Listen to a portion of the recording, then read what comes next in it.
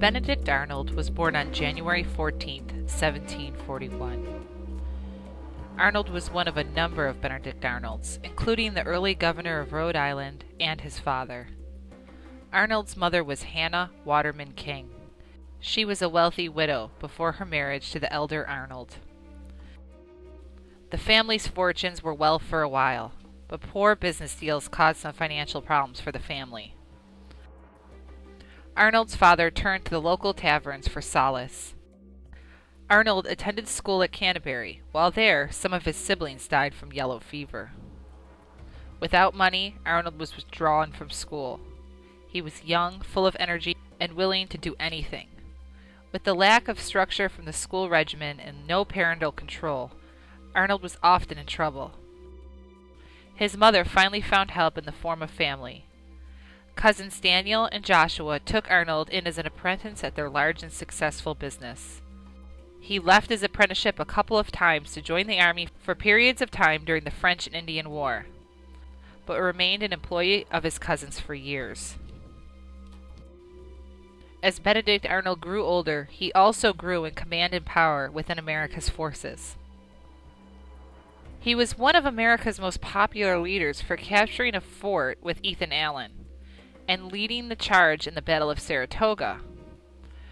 But Benedict Arnold's wife, the wealthy widow, was a loyalist to Britain. She felt the Americans did not appreciate her husband. So in 1979, she began to make a contract with a British spy in Philadelphia, Major John Andre. Then, General Benedict Arnold made his decision.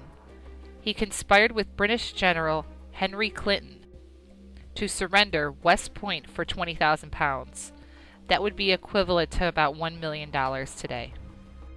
West Point was a fort which was controlled by the Hudson River Valley, extending from near Canada to the north to New York in the south, thereby dividing colonial America in half, with the New England colonies on the east and the middle and southern colonies on the west.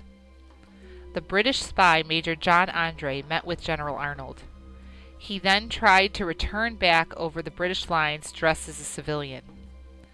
The American sentries stopped him and searched him once, twice, and then just before letting him pass decided to check his boots. There, in the hollowed-out space in the heel of the boot, they found the map of West Point with instructions on where to attack. The Americans arrested Andre and innocently marched him into the back of the office of General Benedict Arnold. Realizing that his plan was about to be revealed, Arnold escaped to the ship Vulture. British Major John Andre was executed as a spy. General George Washington, who was visiting West Point the very day it was to be betrayed, wrote on September 16, 1780, "Treason is the blackest dye was yesterday discovered. General Arnold, who commanded at West Point, was about to give America a deadly wound, if not a fatal stab. Happily, the treason has been timely discovered to prevent a fatal misfortune.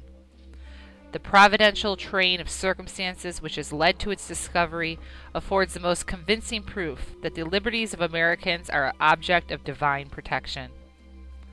The Yale president said on May 8, 1783, "A providential miracle at the last minute detected the treacherous scheme of traitor Benedict Arnold, which would have delivered the American army, including George Washington himself, into the hands of the enemy."